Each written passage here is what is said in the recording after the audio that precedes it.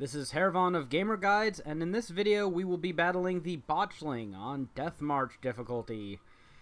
Hooray for killing cursed, undead, miscarried fetuses. Anyways, moving on, this is one of the two ways you can neutralize the Botchling and find what happened to the Baron's family in the quest Family Matters. Unfortunately, when Geralt goes to dispose of the little critter, it turns into a more combative form. The transformed Botchling fights very similarly to an owl ghoul. It will slap at you, it will run around apparently at random, sometimes appending that into a running claw attack. All in all, though, its attacks are fairly predictable. You can dodge, perform fast attacks, up to 3, the rule of 3, before it'll counterattack, usually holds sway.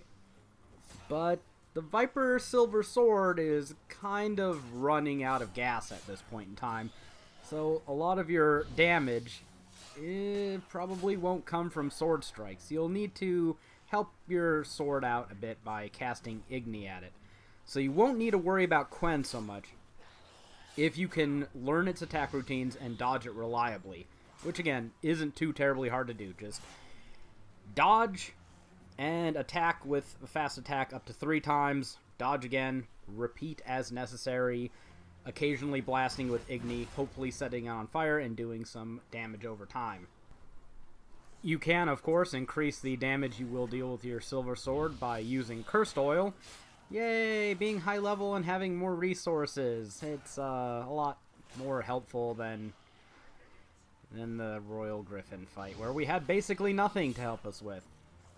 Also, if you do take incidental damage, and you may, because you're not going to be using Quen too much against the Botchling, if you have the active shield ability, you can always just sit there and let it hit you and recover some health.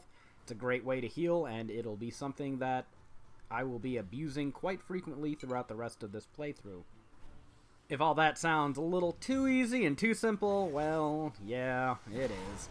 When the Botchling is at about half of its life, it will summon some Wraiths to help it out, pop out some spines, and start regenerating. Now, you don't really have to worry about the regeneration too much. If it regenerates all the way while you're fighting the Wraiths, so be it. You need to take out those Wraiths. They will be a distraction. Put on some Specter Oil if you have it, and get those things out of here, even if you have to be a little bit sloppy, because they're only going to complicate things. It's the only real slightly challenging part of the fight. As for the Botchling, when it puts out its spines, you can stop its regeneration and its spines both by casting the Axii sign on it, just like a normal owl ghoul. Hit it with one blast of Axii, and it will revert to its previous spineless form. If you attack it while its spines are up, it'll inflict some damage on you, probably blow your Quen if you're using it, and stagger you a bit, leaving you vulnerable. So you really can't sit there and pound away at it while its spines are out. You need to really get those gone. Which brings up the point. Is there anything Axii can't do? It's a fantastic sign. You should use it and abuse it a lot.